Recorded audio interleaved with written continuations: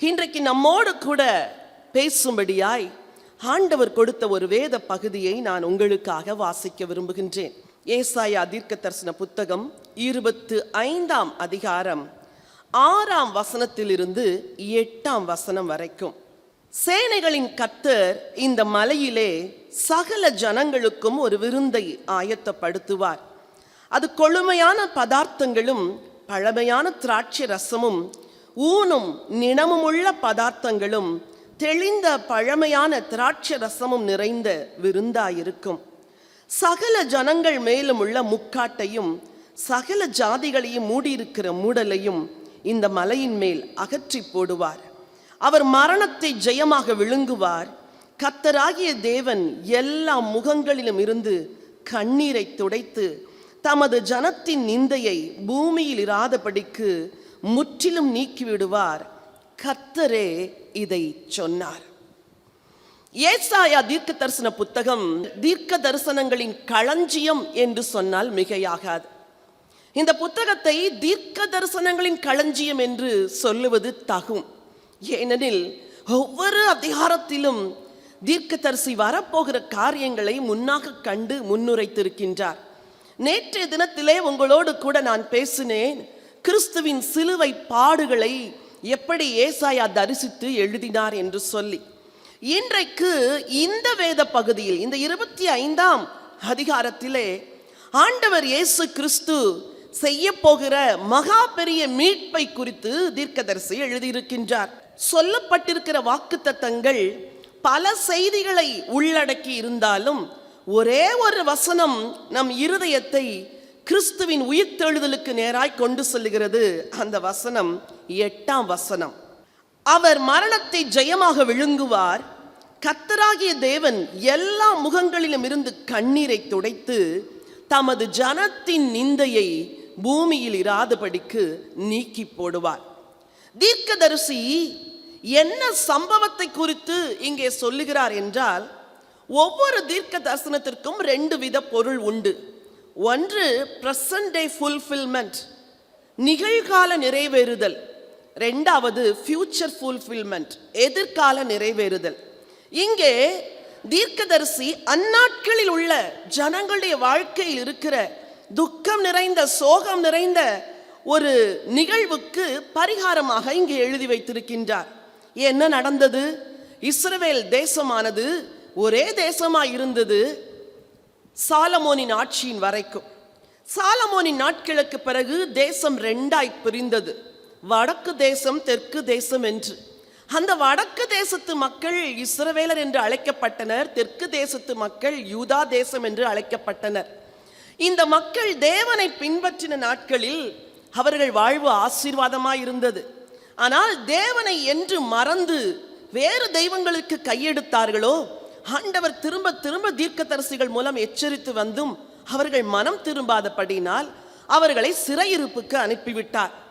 இஸ்ரவேல் ஜனங்கள் அசிரிய தேசத்திற்கு சிறையாய் போனார்கள், யூத ஜனங்கள் பாபிலோனுக்கு சிறையாய் போனார்கள். சிறையிருப்பிலே மக்கள் துக்கத்தில் துயரத்தில் கலங்கி நின்று, தேவனே எங்களை மறுபடியும் எங்கள் தேசத்திற்கு கொண்டு வர வேண்டும் என்று கண்ணீரோடு ஜெபித்தார்கள். அதை குறித்த சங்கீதம் தான் கண்ணீரோடு விதைக்கிறவர்கள் கம்பீரத்தோடு அறுப்பார்கள் என்று எழுதப்பட்டிருக்கிற 126ஆம் சங்கீதம். இங்கே தீர்க்கதரிசி தீர்க்க தரிசனமாய் பார்க்கிறார். மக்கள் எல்லாரும் சிறைப்பட்டு போனார்கள்.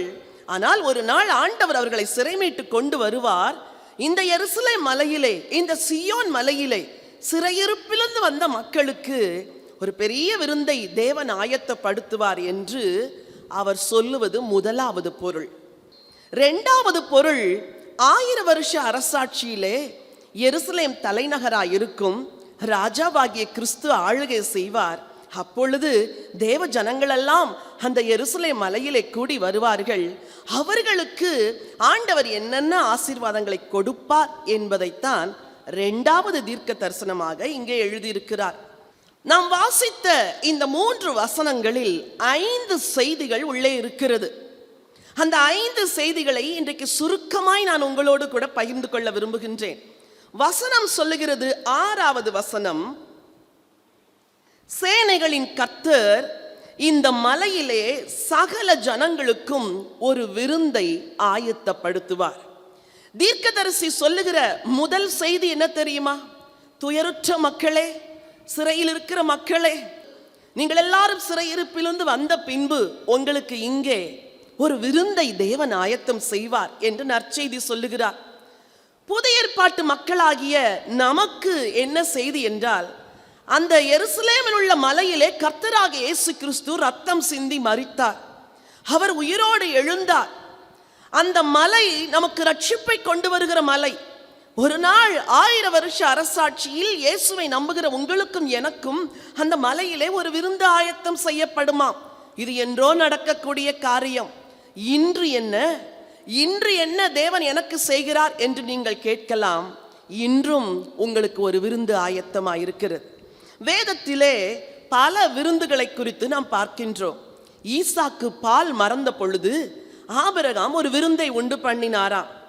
எஸ்தர் நிமித்தம் அவளுடைய புருஷனாகிய ராஜா ஒரு விருந்தை உண்டு பண்ணினார் என்று நாம் வாசிக்கின்றோம். நாபால் மயிர்க்கத்திருக்கும் பொழுது விருந்து உண்டு பண்ணினார் என்று வாசிக்கின்றோம். இதே போல பலரும் விருந்தை உண்டு பண்ணினார்கள். பார்வோனுடைய ஜன்ம நாள் என்று விருந்து உண்டு பண்ணப்பட்டது. விருந்து சந்தோஷத்திற்கென்று உண்டு பண்ணப்படும் என்று வேதம் சொல்லுகிறது. புதிய ஏற்பாட்டிலும் ஆண்டவர் இயேசு ஒரு விருந்தை குறித்து சொல்லுகிறார். அதை நாம் மத்தேயு எழுதின சுவிசேஷம் 22ஆம் அதிகாரத்தில் நாம் வாசிக்கின்றோம். மத்தேயு எழுதின சுவிசேஷம் 22ஆம் அதிகாரம் முதல் வசனத்திலிருந்து. இயேசு மறுபடியும் அவர்களோட உவமைகளாய் பேசி சொன்னது என்னவென்றால், பரலோக ராஜ்யம் தன் குமாரனுக்கு கல்யாணம் செய்த ஒரு ராஜாவுக்கு ஒப்பாயிருக்கிறது. அழைக்கப்பட்டவர்களை கல்யாணத்திற்கு வர சொல்லும்படி அவன் தன் ஊழியக்காரரை அனுப்பினான்.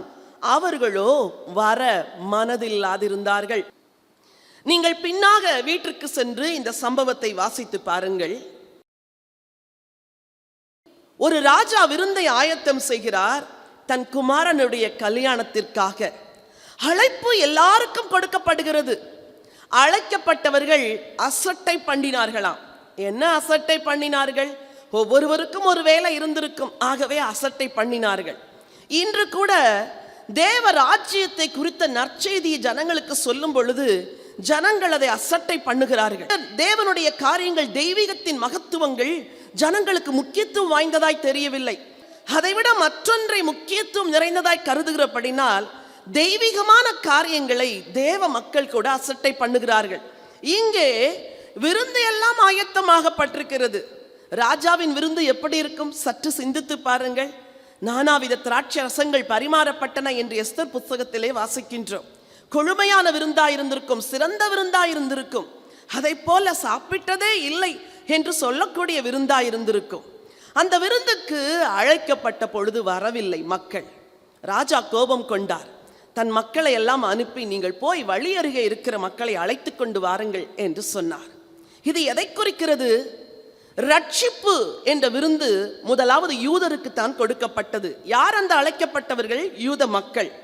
அவர்கள் புறக்கணித்த போது வழியோரத்தில் உள்ள மக்களுக்கு அழைப்பு கொடுக்கப்பட்டது. யார் அந்த வழியோரத்தில் உள்ள மக்கள்? நீங்களும் நானும் தான். புறவினத்து மக்கள் தான். புறவினத்து மக்கள் எல்லாரும் வந்து அந்த விருந்தை உண்டார்கள் என்று நாம் வாசிக்கின்றோம். இந்த சம்பவம், இந்த உவமை எதை சொல்கிறது? ஆண்டவர் இயேசுவின் அழைப்பு, ரட்சிப்புக்கு ஜனங்களை அழைக்கிற அழைப்பு ஒரு விருந்துக்கு ஒப்பானது. நீங்கள் ரட்சிப்பு என்றால் அதை ஏதோ போய் ஒரு நாள் ஆண்டவரிடத்தில் பாவ மன்னிப்பு கேட்கணும், ஆண்டவர் மன்னிச்சிருவாரு, அப்புறம் ரட்சிக்கப்பட்டுருவோம் என்று நினைக்கக்கூடாது. It is a relationship with our Savior. ரட்சகரோடு தொடர்ந்தேர்ச்சியான உறவு. நினத்தையும் கொழுப்பையும் உண்டது போல நம்மை திருப்தியாக்குகின்ற ஒரு உறவு. தேவ சமூகத்தில் போய் அமரும் பொழுது உலகம் கொடுக்கக்கூடாத சந்தோஷத்தை கொடுப்பது இந்த உறவு. தேவனுடைய முகத்தை நோக்கி பார்க்கும் பொழுது கவலைகளை எல்லாம் மறக்கிறோமே, அதுதான் நமக்கு விருந்து. ஆண்டவரின் ஆலயத்தில் வந்து தேவனை தொழுது கொள்ளும் பொழுது தேவன் பிரத்யட்சமாய் நம்மோடு கூட இடைப்படுகிறாரே, அதுதான் விருந்து. இன்றைக்கு கர்த்தருடைய பந்தி நடந்தது. தேவனுடைய ஜனங்களாகி நீங்கள் வந்து கர்த்தருடைய பந்தியில் பங்கு பெற்றீர்கள். கர்த்தருடைய பந்தி ஆயத்தமாயிருக்கிறது, வாருங்கள் என்ற அழைப்பு பலிபீடத்திலிருந்து வரும் பொழுதெல்லாம் என் இருதயத்தில் ஒரு நடுக்கம் வரும். ஐயோ, கர்த்தருடைய பந்தி ஆயத்தமாயிருக்கிறதா, என்னை தகுதிப்படுத்தும் எஜமானே என்று நான் ஜெபம் செய்வேன். கர்த்தருடைய பந்தியில் நடுக்கத்தோடு பங்கேற்பது ஆண்டவர் எனக்கு கற்றுத்தந்த ஒரு பாடம். என் தேவனுடைய பிள்ளைகளே, அநேகர் அந்த பந்தியை அசட்டை பண்ணுகிறார்கள். அநேகர் கர்த்தருடைய பந்தியை பங்கேற்பது இல்லை. யாரோ ஒருவர் நடத்துகிற சடங்காச்சாரம் என்று நினைக்கிறார்கள். இன்றைக்கு தேவ ஜனத்திற்கு நான் சொல்லுகிறேன், ஒரு விருந்து தேவ ஜனத்திற்கு ஆயத்தமாக்கப்பட்டிருக்கிறது. அநேகர் அசட்டை பண்ணினார்களாம். இங்கே ராஜா கோபம் உண்டார். புறவினத்து மக்களை அழைத்து கொண்டு எல்லாரும் வந்து பங்கு பெற்று ஆசீர்வதிக்கப்பட்டார்களாம். ரட்சிப்பின் வாழ்வு என்பது அது ஒரு விருந்து. நீங்க எத்தனை சந்தோஷத்தை அனுபவிச்சிருக்கலாம், ஆனா உட்கார்ந்து தேவ சமூகத்தில் நீரே என் ரட்சகர் என்று அவரை பாடி பாருங்கள். அதில் இருக்கிற சமாதானம் வேறு எதிலும் கிடையாது. உம்மை தொழுவது என் பாக்கியம் என்று பாடி பாருங்கள். அதில் இருக்கிற மகிழ்ச்சி வேறு எதிலும் கிடையாது. என் மீட்பர் உயிரோடு இருக்கையில் எனக்கு என்ன குறை உண்டு மனமே என்று பாடி பாருங்கள். ஐயோ, அதில் இருக்கிற சந்தோஷம் கோடி பணம் கொடுத்தாலும் வராது. என் அன்பு தேவனுடைய பிள்ளைகளே, ஆண்டவரோடு இணைந்திருக்கிற ஒரு வாழ்க்கை, ரட்சிப்பின் வாழ்க்கை உங்களுக்கு ஒரு விருந்து. இந்த மலையிலே சகல ஜனங்களுக்கும் என்று வேதம் சொல்லுகிறது. நான் யார்? என் தாய் ஒரு இந்து மார்க்கத்தை சேர்ந்தவர்கள், என் தகப்பன் ஒரு கத்தோலிக்க மார்க்கத்தை சேர்ந்தவர்கள். ரட்சிப்பு என்றால் என்ன என்று தெரியாது. என்னை ரட்சகர் ரட்சித்தார், அவரை அறிந்தேன், அவருடைய அன்பை ருசித்து அவருடைய கிருபையை பெற்றுக்கொண்ட பிறகு இதுதான் வாழ்க்கை, வேறு வாழ்க்கை இல்லை என்பதை நான் முடிவு செய்தேன். இன்று வரைக்கு ஒவ்வொரு நாளும் அந்த விருந்தில் பங்கு பெறுகின்றேன். தேவ சமூகம் விருந்து, தேவ வார்த்தை விருந்து, தேவ சிநேகம் விருந்து, தேவனுடைய வழிநடத்துதல் விருந்து, தேவனுக்காய் வாழுவது விருந்து, தேவனுக்கு ஊழியம் செய்வது விருந்து. ராஜா அழைப்பு கொடுத்தார், அநேகர் அசட்டை பண்ணினார்கள். ஆனால் வேதம் சொல்லுகிறது, இந்த மலையிலே சகல ஜனங்களுக்கும் ஒரு விருந்து ஆயத்தம் பண்ணப்படும். இந்த விருந்து எதன் மூலம் வந்தது என்றால், ஒரு இரட்சகர் ரத்தம் சிந்தினார். ஒரு ஆண்டவர் அந்த மலையிலே ஜீவனை கொடுத்தார். ஆகவே நான் மரித்தேன், நான் உயிரோடு எழுந்திருக்கிறேன், நீ மரிக்க வேண்டியது இல்லை. நான் கண்ணீர் சிந்தினேன், நீ கண்ணீர் சிந்த வேண்டியது இல்லை. நான் பாடுபட்டேன், நீ மகிழ்ச்சியா இருக்க வேண்டும், உனக்காக இந்த விருந்தை ஆயத்தம் செய்திருக்கிறேன் என்று அவருடைய இரத்தத்தின் புண்ணியத்தினாலே ஒரு விருந்தை நமக்கு ஆயத்தம் செய்து வைத்திருக்கிறார். இந்த வேத புத்தகம் ஒரு விருந்து சாலை. வேத புத்தகத்தை அங்கும் இங்கும் வாசித்து பாருங்கள், உங்கள் ஆத்துமாவிலே செழிப்பு உண்டாகும். உலகத்தில் உள்ள எவ்வளவு பெரிய ஹோட்டல்ல, ரெஸ்டாரண்ட்ல நீங்க போய் சாப்பிட்டு வந்தாலும் நீங்க திருப்தி அடையாத ஒரு திருப்தி இந்த வேதத்தை வாசிக்கும் பொழுது கிடைக்கிறது. உலகத்தில் உள்ள மற்ற மக்களுக்கு இந்த அன்பு, இந்த நேசம் தெரியாது, உங்களுக்கு ஆண்டவர் கொடுக்கிறார். பழைய ஏற்பாட்டிலே எஸ்தரின் காலத்திலே ஒரு விருந்து ஆயத்தம் செய்யப்பட்டது. அது என்ன விருந்து என்று உங்களுக்கு எல்லாருக்கும் தெரியும். ஒரு வேத பகுதியை வாசிக்க விரும்புகிறேன். 9ஆம் அதிகாரம், எஸ்தரின் புத்தகம் 9ஆம் அதிகாரம் 17ஆம் வசனமும் 18வது வசனமும். ஆதார் மாதத்தின் 13ஆம் தேதியில இப்படி செய்து 14ஆம் தேதியில இளைப்பாரி அதை விருந்துண்டு சந்தோஷப்படுகிற பண்டிகை நாளாக்கினார்கள். சந்தோஷம் கொண்டாடுகிற பண்டிகை நாளாக்கினார்கள். 18 சூசானில் உள்ள யூதரோவென்றால் அந்த மாதத்தின் 13ஆம் தேதியிலும் 14ஆம் தேதியிலும் ஏகமாய் கூடி 15ஆம் தேதியில இளைப்பாரி அதை விருந்துண்டு சந்தோஷப்படுகிற பண்டிகை நாளாக்கினார்கள். இந்த ஜனங்கள் ஏன் விருந்து கொண்டாடினார்கள் என்றால், கர்த்தர் அவர்களை விடுதலை செய்ததினால். சொல்லுங்கள், ஏன் விருந்து கொண்டாடினார்கள்? ஆண்டவர் அவர்களை விடுதலை செய்தார், அடிமைத்தனத்திலிருந்து விடுதலை செய்தார். நொறுக்கப்பட்டார்கள், நெருக்கப்பட்டார்கள். ஒரு பெண்ணை எழுப்பினார், முழங்காலிட வைத்தார், அவள் ஜெபித்தாள், தேவன் விடுதலை செய்தார். அந்த விடுதலையை கொண்டாடுவதுதான் விருந்து. இன்றைக்கு நீங்கள் லெந்த நாட்கள் என்றால் சோகத்தின் நாட்கள் என்று நினைக்க கூடாது. என் ஆண்டவர் எனக்கு விடுதலையை கொடுத்திருக்கிறார், என் ஆண்டவர் எனக்கு ரட்சிப்பை கொடுத்திருக்கிறார், என் ஆண்டவர் எனக்கு மீட்பை கொடுத்திருக்கிறார், ஆகவே நான் சந்தோஷமாய் அவர் கொடுக்கிற விடுதலையை அனுபவிப்பேன் என்று சொல்லுவதுதான் விருந்து. ஏசாயா 25ஆம் அதிகாரத்தில் சொல்லப்பட்டுள்ள 5 ஆசீர்வாதங்களில் முதல் ஆசீர்வாதம், உங்களுக்கு ஒரு விருந்து ஆயத்தமாகி இருக்கிறது. இந்த பூமியில நீங்கள் கண்ணீரோடு வாழ வேண்டிய அவசியம் இல்லை, துன்பத்தோடு வாழ வேண்டிய அவசியம் இல்லை. ஒரு இரட்சகர் இருக்கிறார், வா நான் உன்னை ஆசீர்வதிப்பேன், உன்னை உயர்த்துவேன் என்று சொல்லுகிற ஒரு இரட்சகர் இருக்கிறார். அந்த சிலுவை அருகே வந்து நின்று அவருடைய இரத்தத்தினால் உங்கள் பாவங்கள் கழுவப்படும் பொழுது உங்கள் வாழ்வே விருந்தாக மாறிவிடும். ஹல்லேலூயா. இரண்டாவதாக, இந்த பூமியிலே ஒரு விருந்து. நான் சொன்னேன் ரட்சிப்பின் வாழ்வு ஒரு விருந்து என்று. இன்னொரு விருந்து இருக்கிறது, மகா பெரிய விருந்து. வெளிப்படுத்தின விசேஷம் 19ஆம் அதிகாரம் 9ஆம் வசனத்தை நாம் வாசிக்கலாம்.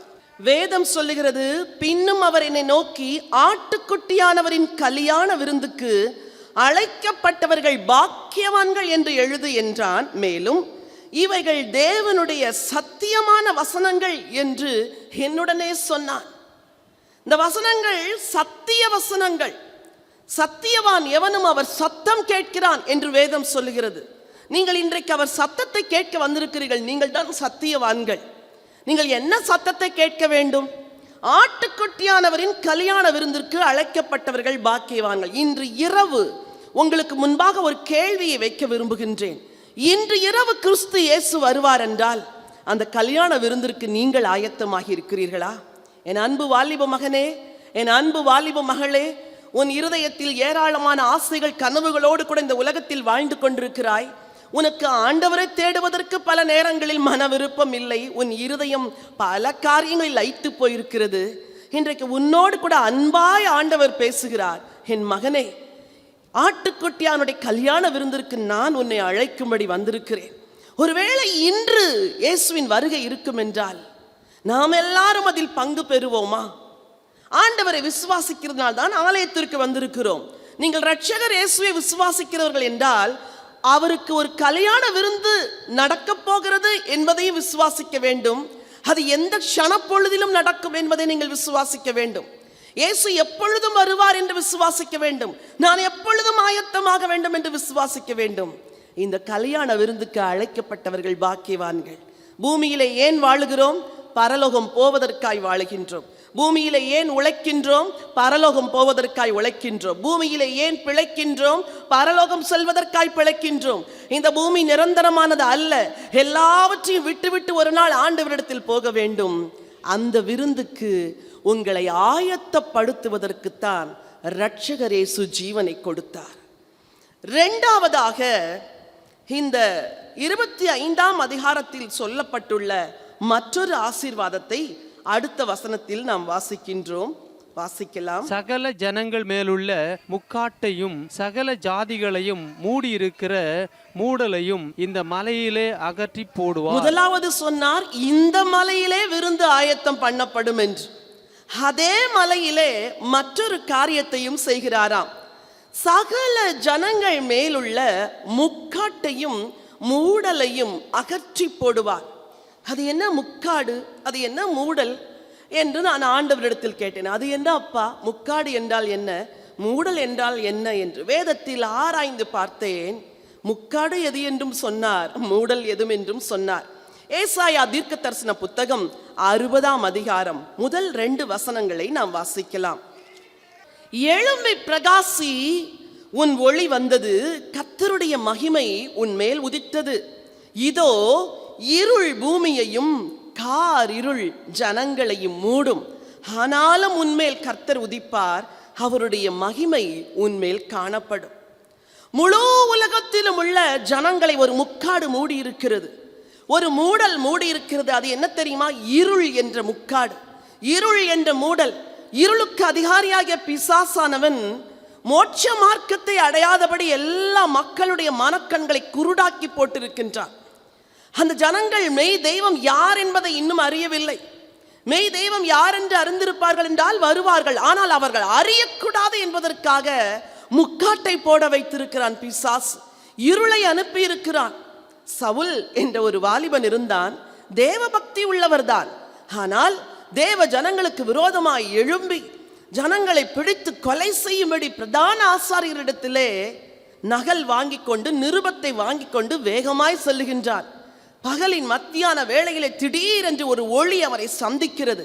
வேதம் சொல்லுகிறது, அவர் கண்களிலிருந்து செதில்கள் விழுந்தது என்று. எது அந்த செதில்? அதுதான் மூடல்.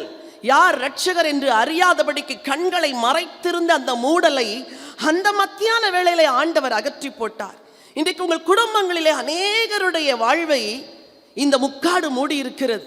ஆலயத்திற்கு வருவதில்லை, தேவனை தேடுவதில்லை, பய பக்தி இல்லை, கர்த்தர் ஒருவர் இருக்கிறார் என்று பயம் கூட இன்றி எத்தனையோ வாலிப பிள்ளைகள் ஆண்டவரை அசட்டை பண்ணுகிறார்கள், ஆலயத்தை அசட்டை பண்ணுகிறார். காரணம் அவர்கள் அல்ல, அவர்களை மூடி இருக்கிற மூடல், அவர்களை மூடி இருக்கிற முக்காடு. வேதத்தில் இன்னொரு வசனம் வாசிக்க விரும்புகிறேன். 2 கொரிந்தியர் 3ஆம் அதிகாரத்தில் இதை போல ஒரு மூடலை, ஒரு முக்காட்டை பவுல் எழுதி வைத்திருக்கிறார். அந்த வசனத்தை உங்களுக்காக வாசிக்க விரும்புகின்றேன். 2 கொரிந்தியர் 3ஆம் அதிகாரம் 15 வாசியுங்கள். அவர்களுடைய மனது கடினப்பட்டது, இந்நாள் வரைக்கும் பழைய ஏற்பாடு வாசிக்கப்படுகையில் அந்த முக்காடு நீங்காமல் இருக்கிறது, அது கிறிஸ்துவினாலே நீக்கப்படுகிறது. எது முக்காடு? கடினமான இருதயம், அதுதான் முக்காடு. இன்றைக்கு பிசாசு அநேகருடைய இருதயத்தை கடினப்படுத்தி வைத்திருக்கின்றான். தகப்பனை பிள்ளைகள் கொலை செய்கிறார்கள். நாம் இதற்கு முன்பு எங்கேயாவது கேட்டதுண்டா? தகப்பனை கழுத்தை அறுத்து பிள்ளைகள் கொலை செய்கிற கொடிய காலம், தாயை கொலை செய்கிற ஒரு கொடிய காலம். ஒரு வாலிபன் ஒருவன் இருந்தான், தன்னுடைய பாட்டியினிடத்தில் வளர்ந்தான். பாட்டியினிடத்தில் தன்னுடைய செலவுக்காக காசுகளை கேட்ட பொழுது பாட்டி தரமாட்டேன் என்று சொல்லி இருக்கிறார்கள். உடனே தன் நண்பர்கள் 2 பேரை அழைத்து கொண்டு வந்து திடீரென்று ஒரு நாள் இரவு பாட்டியின் முகத்திலே தலையணை வைத்து அழுத்தி அவர்கள் கைகளை எல்லாம் கட்டி போட்டு கொலை செய்து அவர்கள் வைத்திருந்த 1,00,000 ரூபாயை திருடி கொண்டு போய்விட்டான். திருடி கொண்டு போன அடுத்த நாளே போலீஸ் அவனை கைது செய்து விட்டது. அப்பொழுது கேட்டார்களாம், நீ ஏன் இந்த காரியத்தை செய்தாய்? அவன் சொன்னானாம், என் செலவுக்கு நான் என் நண்பர்களோடு சேர்ந்து போதைப் பொருளை நான் வாங்கி அனுபவிக்கிறேன். என் பாட்டியினிடத்தில் பல நாள் கேட்டேன், பணத்தை வைத்துக்கொண்டே இல்லை என்று சொன்னார்கள். ஆகவே கோபம் வந்தது, தலையணையை வைத்து அவர்கள் முகத்தை அழுத்தி கொலை செய்து விட்டேன். ஆனால் இப்பொழுது வருத்தப்படுகிறேன் என்று சொன்னாராம். பிசாசு எதுவரைக்கு இருதயத்தை கடினப்படுத்துகிறான் தெரியுமா? அவன் நினைத்ததை செய்து முடிக்கும் வரைக்கும். அவன் நினைத்ததை செய்து முடித்து விட்டான் என்றால் அந்த இருதயத்தை வேறு விதமாய் மாற்றுகின்றான், குற்ற மனசாட்சியை கொடுக்கின்றான். ஒரு முக்கியமான ஒரு மிஷனரி பணித்தளத்திற்கு கடந்து சென்றிருந்தோம். அங்கே சென்றிருக்கும் பொழுது அங்கே ஜெயிலிலே கைதிகளாய் இருக்கிற பலருக்கு கூட்டங்கள் நடத்தினார்கள். அப்பொழுது அந்த கூடுகையிலே அவர்களுக்கு சுவிசேஷம் சொல்லப்படும். அதன் பிறகு அங்கு ஒரு மலை போன்ற ஒரு தோற்றத்தை உண்டு பண்ணி அதன் மேல் ஒரு சிலுவையை நட்டு வைத்து இந்த குற்றவாளிகள் பாவ அறிக்கை செய்த பின்பு அந்த மலையின் மேல் ஏறி சென்று அங்கே மேலே ஒருவர் இருப்பார். இவர்கள் தலையிலே ஒரு செந்நிற ஒரு ரிப்பன் போல ஒன்றை கட்டியிருப்பார்கள். அந்த மலையின் மேல் ஏறினவுடன் அந்த சிவப்பு ரிப்பனை கழற்றி விட்டு அவர்களுக்கு வெள்ளை ரிப்பனை கட்டி கீழே அனுப்புவார்கள். ஒரு சிம்பாலிக்காக, இயேசு உங்கள் பாவங்களை மன்னிக்கிறார் என்பதற்கு அடையாளமாக இதை செய்வார்கள். இந்த குற்றவாளிகள் கீழே வந்த ஒவ்வொருவரும் மேலே ஏறி விட்டு கீழே வரும் பொழுது அவர்கள் கதறி கதறி அழுகிற காட்சியை பார்த்து என் உள்ளமெல்லாம் உடைந்து போய்விட்டது. நெஞ்சில் அடித்து அழுகிறார்கள், ஐயோ ஆண்டவரே, தெரியாமல் கொலை செய்து விட்டேனே, நான் பாவி, என் பாவத்தை மன்னியும் என்று கதறுகிறார்கள். அதிலே ஒரு மனுஷனிடத்தில் நான் பேசினேன், ஐயா நீங்கள் எப்படி இங்கே வந்தீர்கள்? அவர் சொன்னார், என் வாழ்வில் இந்த துன்மார்க்க கைகளினால் 18 கொலைகளை நான் செய்திருக்கின்றேன். இந்த கொலைகளை எல்லாம் செய்யும் வரைக்கும் பணம் ஒன்றுதான் எனக்கு பிரதான நோக்கமாக இருந்தது. நான் கொலை செய்கிறேன் என்ற உணர்வே எனக்கு இல்லை அம்மா. எனக்கு ஆயுள் தண்டனை கொடுத்தார்கள், சிறையிலே தள்ளினார்கள். அப்பொழுது கூட என்னை கைது செய்த போலீஸ் அதிகாரிகளின் மேல் எனக்கு வெறுப்பும் கசப்பும் வந்தது. ஒருவேளை விடுதலையானால் முதலாவது அவர்களைத்தான் போய் கொலை செய்ய வேண்டும் என்று நினைத்தேன். என் இருதயத்தில் மாற்றமே இல்லை. ஒரு நாள் ஒரு நண்பர் போதகர் ஒருவர் வந்தார், என்னோடு கூட பேசி சுவிசேஷ புத்தகத்தை எனக்கு கொடுத்தார். நான் வாசிக்க ஆரம்பித்தேன். இயேசுவோடு கூட சிலுவையிலே தொங்கின கள்ளனை குறித்து வாசித்த பொழுது என் உள்ளமெல்லாம் உடைந்தது. அவனுடைய பாவங்களை ஒருவர் மன்னித்தார் என்றால் என்னையும் மன்னிக்க மாட்டாரா என்று கண்ணீரோடு கதறி அழுது நான் வேண்டுதல் செய்தேன். அன்று இரவு ஆண்டவர் என் இருதயத்தை மாற்றினார். கொலை எண்ணங்கள் என் இருதயம் விட்டு போனது. கொலை செய்ய வேண்டும் என்ற கசப்பு என் இருதயத்தை விட்டு போனது. ஐயோ, கதறி அழுதேன். 18 கொலைகளை செய்த பாவி நான், என்னை மன்னியும் என்று அழுதேன். இயேசு என் இருதயத்தை மாற்றினார். இப்பொழுது மாற்றப்பட்டவனாய் வாழுகிறேன். என் பிள்ளைகள் எல்லாம் வெளியே இருக்கிறார்கள். இது போன்ற கூடுகைக்கு அனுமதி கேட்டு 3 நாட்கள் நாங்கள் இங்கே தங்கி இருக்கும் பொழுது என் பிள்ளைகளை நான் பார்ப்பேன். என் பிள்ளைகளை கையில் எடுத்து வளர்க்கிற பாக்கியமெல்லாம் எனக்கு இல்லை. ஆனால் ஒன்றே ஒன்று, இந்த வேத புத்தகம் இருக்கிறது, இயேசு இருக்கிறார், நான் அவருக்காக வாழ்கிறேன் என்று சொன்னார். என் உள்ளமெல்லாம் உடைந்து போனது. ஆண்டவரே, பிசாசானவன் பொய்யனும் பொய்க்கு பிதாவுமாய் இருக்கிறான். திருடனும் கொல்லவும் அழிக்கவும் வருகின்றான். ஜனங்கள் ஒரு மகா பெரிய தவறை செய்கிற வரைக்கு அவர்கள் இருதயத்தை கடினப்படுத்தி வைக்கின்றானே என்று என் உள்ளமெல்லாம் அதை நினைத்து ஆண்டவரிடத்தில் நான் ஜெபம் செய்தேன். என் அன்பு தேவனுடைய பிள்ளைகளே, பிசாசு ஒரு முக்காட்டை போட்டு வைத்திருக்கிறான் எல்லாருடைய இருதயங்களிலும். அது என்ன தெரியுமா? கடின இருதயம், கல்லான இருதயம். விசுவாசிகளுக்குள்ளும் அது இருக்கிறது. கடினமான வாழ்க்கை, கடினமாய் பேசுகிறது, கடினமாய் மக்களை நடத்துகிறது. இழகாத இருதயம், தேவனுக்கு கொடுக்காத இருதயம், மாறாத இருதயம், தொழிலிலே துன்மார்க்கமாய் செய்கிற இருதயம், கலப்படம் செய்கிற இருதயம், கடின இருதயம். ஆனால் வேதம் சொல்லுகிறது, கிறிஸ்துவினிடத்தில் மனம் திரும்பும் போது அந்த முக்காடு நீக்கப்படுகின்றது. எப்பொழுது நீக்கப்படுகிறது? இரட்சகர் இயேசு சிலுவையில் ரத்தம் சிந்தினார் என்பதை ஒரு மனுஷன் உணர்ந்து, எனக்காக ரத்தம் சிந்தினீர், உம்முடைய ரத்தத்தினால் என்னை கழுவும் என்று கேட்கும் பொழுது முக்காட்டை நீக்குகின்றார். எபிரேய ஆக்கியோன் எழுதும் பொழுது 9ஆம் அதிகாரம் 14ஆம் வசனத்திலே இப்படி சொல்லுகிறார், நித்திய ஆவியினாலே தம்மைத்தாமே பழுதற்ற பலியாக ஒப்பு கொடுத்த இயேசு கிறிஸ்துவுடைய ரத்தம் ஜீவனுள்ள தேவனுக்கு ஊழியம் செய்ய உங்கள் மனசாட்சியை சுத்திகரிப்பது எவ்வளவு நிச்சயம். மனசாட்சியை சுத்திகரிக்கிற கிறிஸ்துவின் மரணம், மனசாட்சியை சுத்திகரிக்கிற கிறிஸ்துவின் உயிர்த்தெழுதல், ஆண்டவருடைய உயிர்த்தெழுதலை நீங்கள் விசுவாசிப்பீர்கள் என்றால் அதில் ஒரு வல்லமை இருக்கிறது. அந்த வல்லமை உங்கள் இருதயத்தை மாற்றும். அந்த வல்லமை உங்கள் குடும்பத்தை மாற்றும். அந்த வல்லமை கடின இருதயத்தோடு இருக்கிற உங்கள் குடும்பத்தின் நபர்களை மாற்றும். விருந்தை ஆயத்தம் செய்கிறார், முக்காட்டை நீக்கி போடுகின்றார். இன்றைக்கு உங்களை மூடி இருக்கிற மூடல் எது? மூடி இருக்கிற முக்காடு எது? தாவீது ராஜாவின் வாழ்க்கையிலே ஒரு சம்பவத்தை நாம் வாசிக்கின்றோம். 2 சாமுவேல் 15ஆம் அதிகாரத்தில் 30வது வசனத்தில் நாம் அதை வாசிக்கின்றோம். தாவீது தன் முகத்தை மூடி வெறும் காலால் நடந்து அழுது கொண்டு ஒலிவ மலையின் மேல் ஏறி போனான். அவனோடு இருந்த சகல ஜனங்களும் முகத்தை மூடி அழுது கொண்டு ஏறினார்கள். தாவீது தன் முகத்தை மூடிக்கொண்டு அழுது கொண்டு போனான். ஏன்? சொந்த மகனே அவனுக்கு விரோதமாய் எழும்பினான். நான் முதலில் சொன்ன முக்காடு, முதலில் சொன்ன மூடல் பிசாசினால் வருகிற முக்காடு. ஆண்டவர் மலையில் அந்த முக்காட்டை நீக்கி போடுவேன் என்று சொல்லியிருக்கிறார். இன்றைக்கு என் செய்தியை கேட்கிற உங்கள் குடும்ப வாழ்க்கையிலே அநேகருடைய இருதயங்களை ஆண்டவர் இந்த ஆண்டு மாற்றப் போகிறார். முக்காட்டை நீக்கி போட போகிறார். கடின இருதயங்களை மாற்றப் போகிறார். அதே போல இங்கு தாவீதின் வாழ்க்கையிலே வெட்கம், துக்கம் என்ற ஒரு முக்காடு. ஐயோ, அவனுடைய சொந்த மகன் அவனுக்கு விரோதமாய் வருகிறான். வேதம் சொல்லுகிறது, தாவீது வெறுங்காலோடு நடந்து போனான், முகத்தை மூடிக்கொண்டு போனான் என்று. வாழ்க்கையிலே அவமானங்கள் பலருடைய வாழ்விலும் முக்காடாக இருக்கிறது. நீங்கள் பக்தியுள்ளவர்கள், உங்கள் குடும்பத்தில் உள்ள சிலரால் உங்களுக்கு அவமானம். நீங்கள் தேவனை தேடுகிறவர்கள், உங்கள் குடும்பத்தில் நடந்த சில சம்பவங்களால் உங்களுக்கு அவமானம், துன்பம், துக்கம் மாறவே இல்லை. இன்று ஆண்டவர் சொல்லுகிறார், உன் முக்காட்டை நான் நீக்கி போட போகிறேன். உன்னை மூடி இருக்கிற துன்பம் என்ற மூடலை நான் நீக்கி போட்டேன் 2000 வருஷங்களுக்கு முன்பதாக. நீ என்னை விசுவாசித்தால் அந்த துன்பம் உன்னை விட்டு முற்றிலும் விலகும். சிலுவை எதை சொல்லுகிறது? கிறிஸ்துவின் மரணம் எதை சொல்லுகிறது? கிறிஸ்துவின் உயிர்த்தெழுதல் எதை சொல்லுகிறது? உங்கள் துன்பத்தை நீக்க அவருக்கு வல்லமை உண்டு. உங்கள் துன்பத்தை நீக்க ஒரு உயிர்த்தெழுந்த வல்லமை இன்றும் ஆயத்தமாயிருக்கிறது. ஹல்லேலூயா, ஹல்லேலூயா.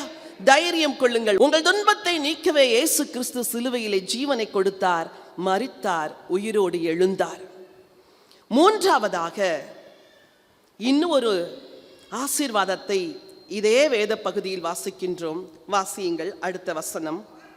அவர் மரணத்தை ஜெயமாக விழுங்குவார். கர்த்தராகிய தேவன் எல்லா முகங்களிலும் இருந்து கண்ணீரை துடைத்து தமது ஜனத்தின் நிந்தையை பூமியில் இராதபடிக்கு முற்றிலும் நீக்கிவிடுவார். கர்த்தரே இதை சொன்னார். உயிர்த்தெழுந்த கிறிஸ்து நமக்கு கொடுக்கிற மூன்றாவது ஆசீர்வாதம், அவர் மரணத்தை ஜெயமாக விழுங்குவார் என்று. மரணத்தை விழுங்குவாராம். என்ன அந்த விழுங்குவார் என்ற வார்த்தையை நான் யோசித்து பார்த்தேன்.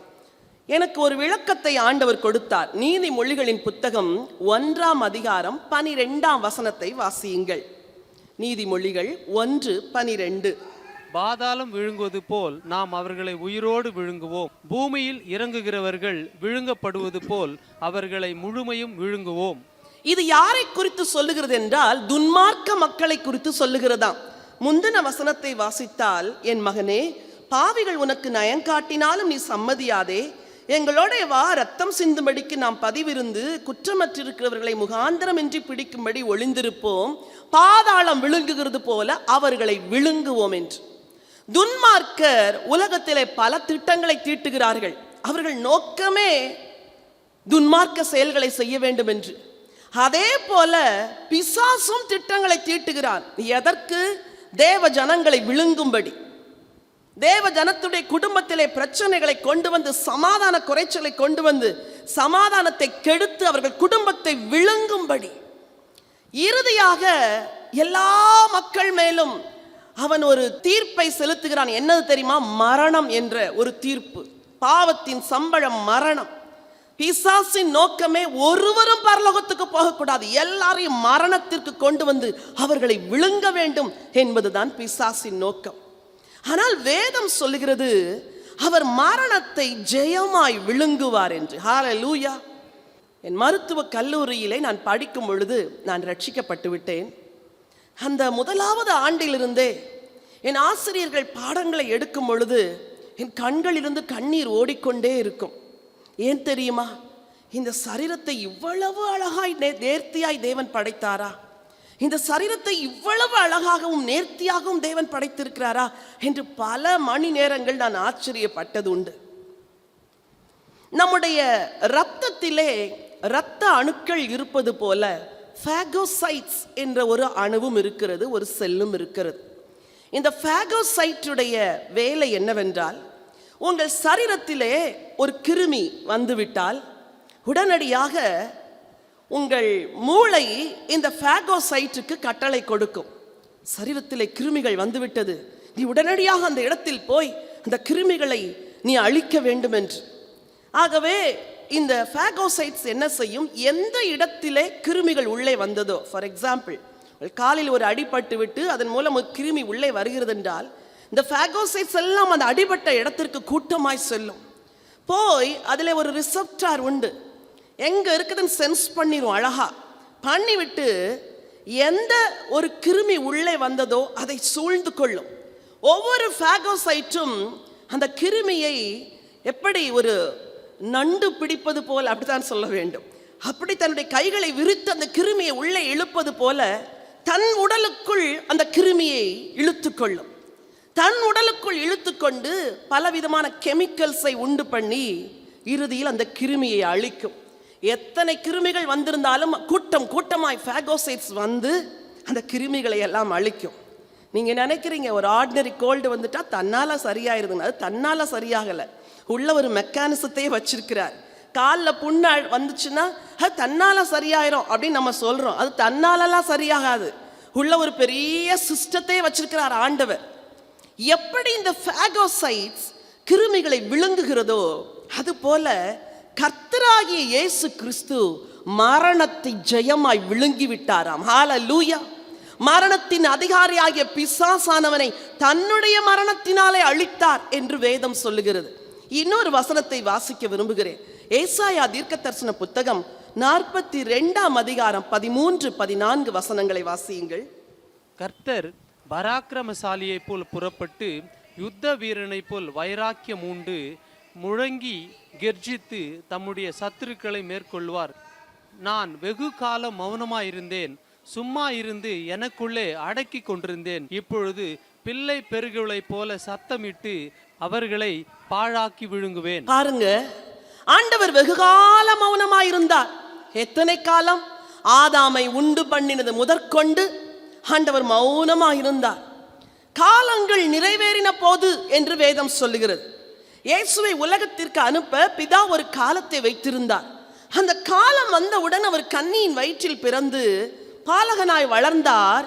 இரட்சகராய் ஜனங்களை ரட்சிக்கும்படி உபதேசம் செய்து தேவ ராஜ்யத்துக்கு நேராய் ஜனங்களை திருப்பினார். ஏற்ற வேளை, பிதா நியமித்த வேளை வந்த பொழுது சிலுவையிலே ரத்தம் சிந்தி மரித்தார். வேதம் சொல்லுகிறது, பராக்கிரமசாலியைப் போல முழங்கி கர்ஜித்து அவர்களை விழுங்குவார் என்று. சிலுவை என்பது தோல்வியின் சின்னம் அல்ல, அது உன்னதமான தேவன் தன்னுடைய குமாரனை கொண்டு சத்துருவோடு செய்த ஒரு யுத்தம். சிலுவை தோல்வியின் சின்னம் என்று உலகம் சொல்லுகிறது. நான் சொல்லுகிறேன், அது வெற்றியின் சின்னம். இயேசு பிசாசை விழுங்கினார். இயேசு பிசாசின் வல்லமைகளை முறியடித்தார். வசனம் சொல்லுகிறது, பராக்கிரமசாலியை போல அவர்களை விழுங்கினார் என்று. ஓசியா தீர்க்க தரிசன புத்தகம் 13ஆம் அதிகாரம் 14ஆம் வசனமும் மிக சிறந்த ஒரு செய்தியை சொல்லுகிறது. அந்த வசனத்தை நீங்கள் வாசிக்க விரும்புகின்றேன். அவர்களை நான் பாதாளத்தின் வல்லமைக்கு நீங்களாக்கி மீட்பேன், அவர்களை மரணத்துக்கு நீங்களாக்கி விடுவிப்பேன். மரணமே உன் வாதைகள் எங்கே? பாதாளமே உன் சங்காரம் எங்கே? அவர்களை நான் பாதாளத்தின் வல்லமைக்கு நீங்களாக்கி விடுவிப்பேன். பாதாளம் ஒவ்வொரு தேவ பிள்ளையும் விழுங்க நினைக்கிறது. மரணம் ஒவ்வொரு பிள்ளையும் வாரிக்கொள்ள நினைக்கிறது. ஆனால் ஆண்டவர் சொல்லுகிறார், பாதாளத்தின் வல்லமைக்கு நீங்களாக்கி விடுவிப்பேன். ஹல்லேலூயா. உங்கள் குடும்பத்திலே செய்வினை என்று பயப்படுகிறீர்களா? உங்களுக்கு விரோதமாய் மந்திரவாதம் செய்து விட்டார்கள் என்று பயப்படுகிறீர்களா? ஏவல்கள் செய்து விட்டார்கள் என்று பயப்படுகிறீர்களா? சிலுவையை நோக்கி பாருங்கள். ஆண்டவருடைய வசனம் சொல்லுகிறது, பாதாளத்தின் வல்லமைக்கு நீங்களாக்கி விடுவிப்பேன். நீங்கள் விசுவாசத்தோடு ஒவ்வொரு நாளும் அறிக்கை செய்ய வேண்டும்.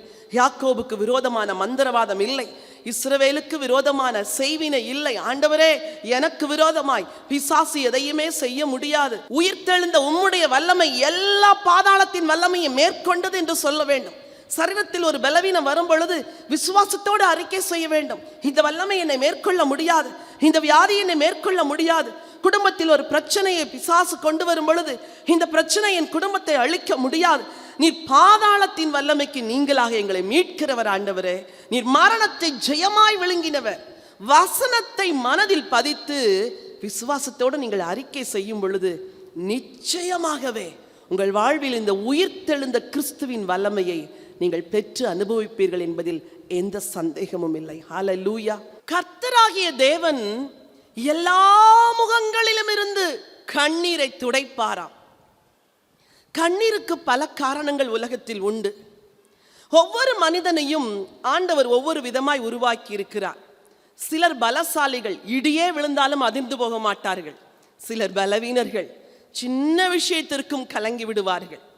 அந்த பலவீனர்களை பார்த்து நீ ஏன் இதற்கெல்லாம் பயப்படுகிறாய் என்று பலசாலிகள் கேட்டால் வேறு வழி இல்லை, அவர்கள் அப்படி உருவாக்கப்பட்டிருக்கிறார்கள், அவர்கள் அப்படித்தான் பயப்படுவார்கள். ஆனால் வேதம் சொல்லுகிறது, கர்த்தராகிய தேவன் எல்லா முகங்களிலும் இருந்து கண்ணீரை துடைப்பாராம். வேதம் முழுவதிலும் தேவனுடைய பிள்ளைகள் பல இடங்களில் அழுது புலம்பினதை நாம் பார்த்திருக்கிறோம். எசேக்கியா என்ற ஒரு ராஜாவுக்கு வியாதி. அவன் சொன்னான், ஆண்டவரே, நான் உமக்கு முன்பதாக உண்மையும் உத்தமமாய் நடந்ததை நீ நினைக்கத்தான் வேண்டும் என்று கண்ணீரோடு ஜெபம் செய்தானா. ஆண்டவர் என்ன பதில் கொடுத்தார்? உன் விண்ணப்பத்தை கேட்டேன், உன் கண்ணீரை கண்டேன், உன் ஆயுசு நாட்களோடு 15 ஆண்டுகள் கூட்டுவேன் என்று சொன்னார். கண்ணீரை துடைக்கிறவர். சங்கீதக்காரனாகிய தாவீது 42ஆம் சங்கீதம் 3ஆம் வசனத்தில் சொல்லுகிறார், கண்ணீரே எனக்கு உணவாயிற்று என்று. யோபு சொல்லுகிறார், என் கண்கள் கண்ணீரை சொருகின்றது என்று சொல்லி. பிரசங்கி எழுதுகின்றார், ஒடுக்கப்பட்டவர்களின் கண்ணீரை பார்க்கின்றேன், அதை ஒருவரும் துடைப்பது இல்லை என்று சொல்லி. லூக்கா எழுதின சுவிசேஷத்தில் ஒரு பாவியான பெண் ஆண்டவருடைய பாதத்திலே வந்து கண்ணீர் சிந்தி அவருடைய பாதத்தை தன் கண்களினால் துடைத்தாள் என்று சொல்லி நாம் வாசிக்கின்றோம். ஒரு மனிதன் வந்தான், ஆண்டவரே, என் அவிசுவாசம் நீங்கும்படி செய்யும், நான் விசுவாசிக்கிறேன், ஆனாலும் என் அவிசுவாசம் நீங்கும்படி செய்யும் என்று கண்ணீரோடு அழுதான். கண்ணீருக்கு பல காரணங்கள் உண்டு. இந்த மாலை வேளையில் இங்கு வந்திருக்கிற நீங்கள் வெளியே நன்றாய் இருக்கிறீர்கள், உள்ளே அழுது கொண்டிருக்கிறீர்கள். ஏராளமான துக்கங்கள், ஏராளமான துன்பங்கள், ஏராளமான வேதனைகள், இவைகளை எல்லாவற்றையும் அறிந்த ஒரு ஆண்டவர் இருக்கின்றார். அவரை குறித்து வேதத்திலே எபிரேய ஆக்கியோன் எழுதும் பொழுது எழுதுவார், அவர் மாம்சத்தில் இருந்த நாட்களில் தம்மை மரணத்தினின்று ரட்சிக்க வல்லமையுள்ளவரை நோக்கி பலத்த சத்தத்தோடும் கண்ணீரோடு வேண்டுதல் செய்து தமக்கு உண்டான பய பக்தி நிமித்தம் கேட்கப்பட்டார் என்று நாம் வாசிக்கின்றோம். அவர் கண்ணீர் விட்டு ஜெபம் செய்தாராம். நீங்கள் கண்ணீர் விடும் பொழுது என்ன செய்ய வேண்டும் தெரியுமா? மனிதரிடத்தில் போய் கண்ணீரை கொட்டக்கூடாது, அந்த ஆண்டவரிடத்தில் உங்கள் கண்ணீரை கொட்ட வேண்டும். அவர் ஒருவருக்குத்தான் உங்கள் கண்ணீர் என்னவென்று தெரியும். தாயுள்ளம் கொண்டவர், நேசிக்கிறவர். ஒரு தாய் சுகவீனமாயிருந்தார்களாம். அவர்களை மருத்துவமனைக்கு சென்று சேர்த்த பொழுது சில நாட்களில் சுகவீனம் அடைந்து மரித்து விட்டார்கள். அவர்களுக்கு 2 பிள்ளைகள், ஒரு ஆண் பிள்ளையும் ஒரு பெண் பிள்ளையும். அந்த பெண்மகள் மிகவும் பலவீனமான ஒரு பெண்மகள். ஆகவே இந்த பெண்ணுக்கு தன் தாய் இறந்ததை தாங்கவே முடியவில்லை. வீட்டிற்கு வந்தாள். தன் தாயின் படுக்கையில் விழுந்து காதறி அழுதாளாம். அம்மா, நீங்கள் என்னை விட்டு போய்விட்டீர்கள், நான் இனிமேல் யாரை அம்மா என்று கூப்பிடுவேன் என்று.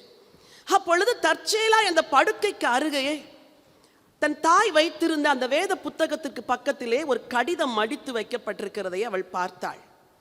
அந்த கடிதத்தில் எழுதியிருந்ததாம், என் அன்பு மகளே, நான் உன்னை அதிகமாய் நேசிக்கின்றேன். நீ மிகவும் பலவீனம் உள்ளவள். நான் சுகவீனத்தோடு மருத்துவமனைக்கு செல்லுகின்றேன். நான் பிழைப்பேன் என்ற நம்பிக்கை எனக்கு இல்லை. நான் மரித்து விட்டால் நீ நிச்சயமாய் அழுவாய், அழுது புலம்புவாய். நீ அழும் பொழுதெல்லாம் உன் கண்கள் வீங்கி உன் கண்களில் உள்ள அந்த தண்ணீர் குறைந்து விடுகிற ஒரு பலவீனம் உனக்கு உண்டு. ஆகவே இந்த மருந்து, நீ சிறு பிள்ளையா இருக்கும் பொழுதே உன் கண்களில் நான் ஊற்றுகிற இந்த மருந்து இந்த கவருக்குள் நான் வைத்திருக்கிறேன். நான் மரித்து விட்டேனே என்று சொல்லி நீ அழுது புலம்பும் பொழுது உன் கண்கள் பலவீனப்பட்டு விடக்கூடாது, இந்த மருந்தை நீ பயன்படுத்திக்கொள் என்று சொல்லி அந்த கடிதத்தில் எழுதியிருந்தார்களாம். ஐயோ, இந்த பெண்ணுடைய உள்ளமெல்லாம் உடைந்து போனது. என் தாயை போல என்னை நேசிக்கிறவர்கள் யார்?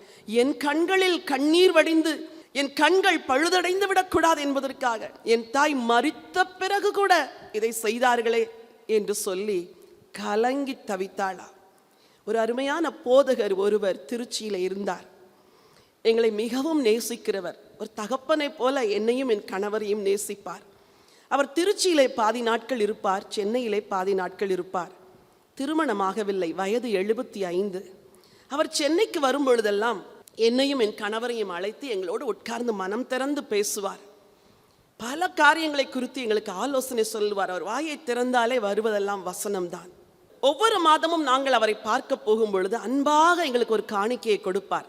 நாங்கள் எவ்வளவுதான் மறுத்தாலும், நோ, இது உங்களுக்காக நான் எடுத்து வைத்தது, நீங்கள் வாங்கித்தான் ஆக வேண்டும் என்று சொல்லி கொடுத்து எங்களை நேசிக்கிறதை வெளிப்படுத்துவார்.